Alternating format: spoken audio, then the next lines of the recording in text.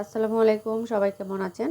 আজকে দুপুরে রান্না শুরু করে দিয়েছি। আজকে খুব মজার একটা তরকারি রান্না করব। এখানে প্রথমে কড়াই বসিয়ে পরিমাণ মতো তেল দিয়েছি। এখন দিয়ে দিব পেঁয়াজ কুচি আর কয়েকটা রসুন দিয়েছি। এটা একটু ভেজে নিব। এই তরকারিটা কিন্তু খুবই মজা। পুরো ভিডিওটা দেখুন, কি রান্নাটা করছি, তাহলে বুঝতে পারবেন যে আসলে কত লোভনীয় একটা খাবার আজকে তৈরি করছি। পেঁয়াজটা হালকাভাবে একটু ভেজে নিয়েছি, খুব বেশি কিন্তু ভাজি নাই। এখন দিয়ে দিব মজার রেসিপির জন্য শুটকি। এটা হচ্ছে শোল মাছের শুটকি।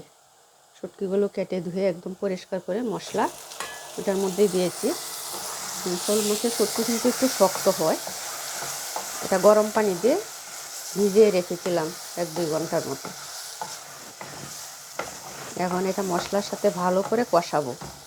আর এটার মধ্যে সব ধরনের মশলা দিয়েছি, লবণ, মরিচ, হলুদের গুঁড়া, ধনিয়ার গুঁড়া, জিরার গুঁড়া। যেহেতু শোল মাছ সেজন্য জিরাটা দিয়েছি।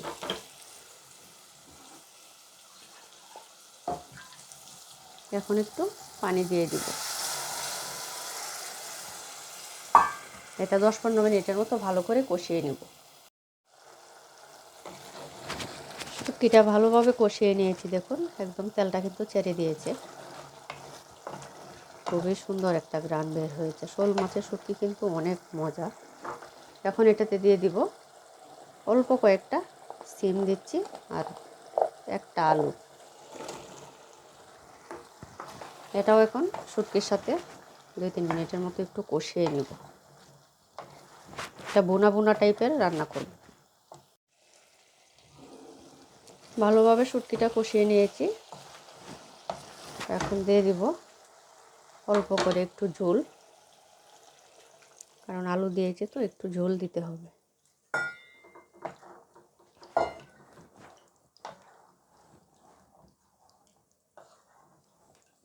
তা জাল দেওয়ার পর কিন্তু ঝোলটা আরও কমে যাবে।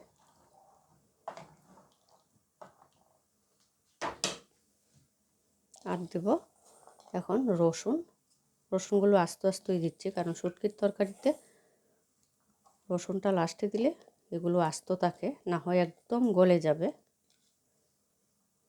এভাবে রসুন দিয়ে শুটকিটা রান্না করে খেয়ে দেখবেন, অনেক ভালো লাগে।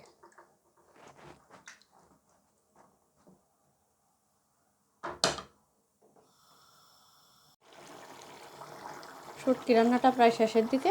এখন কয়েকটা কাঁচামরিচ দিব, কারণ ঝোলটা কিন্তু আর কমানো যাবে না, যেহেতু আলু নামানোর পর আর একটু কমে যাবে। এখন 1-2 মিনিট জাল দিয়ে চুলা অফ করে দিব।